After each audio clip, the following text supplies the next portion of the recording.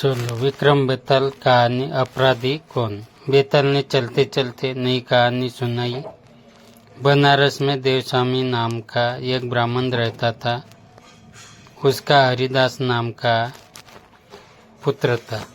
हरिदास की बड़ी सुंदर पत्नी थी, नाम था लावण्यवती। एक दिन वे महल के ऊपर छत पर सो रहे थे कि आधी रात के समय एक गंधर्व कुमार आकाश में घूमता हुआ उधर से निकला।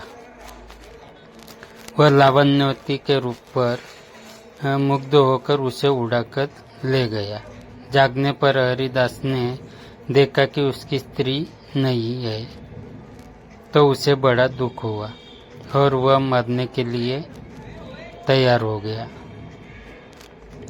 लोगों के समझाने पर वह मान तो गया, लेकिन यह सोचकर कि तीर्थ करने से शायद पाप दूर हो जाए और स्त्री मिल जाए, वह घर से निकल पड़ा।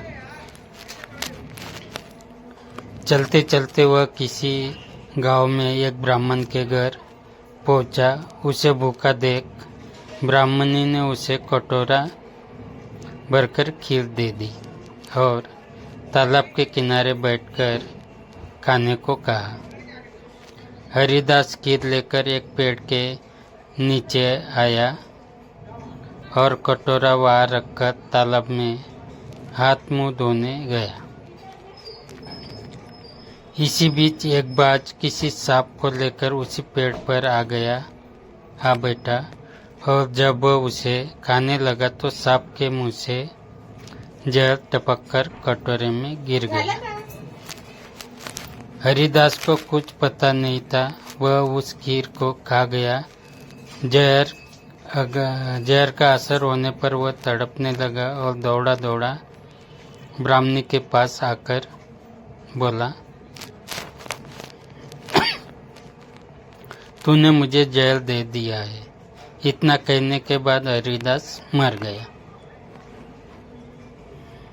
पति ने यह देखा तो ब्राह्मणी को ब्रह्मघातिनी कहकर घर से निकाल दिया।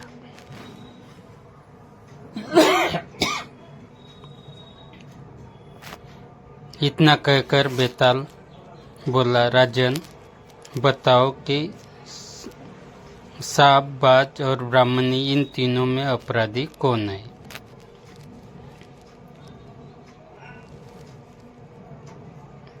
राजा ने कहा, कोई नहीं। सांप तो इसलिए नहीं क्योंकि वह शत्रु के वश में था। बाज इसलिए नहीं कि वह भूखा था, जो उसे मिल गया उसी को वह खाने लगा। ब्राह्मणी इसलिए नहीं कि उसने अपना धर्म समझकर उसे खीर दी थी और अच्छी दी थी। जो इन तीनों में से किसी को दोषी कहेगा वह स्वयं दोषी होगा। इसीलिए अपराधी ब्राह्मणी का पति था, जिसने बिना विचारे ब्राह्मणी को घर से निकाल दिया।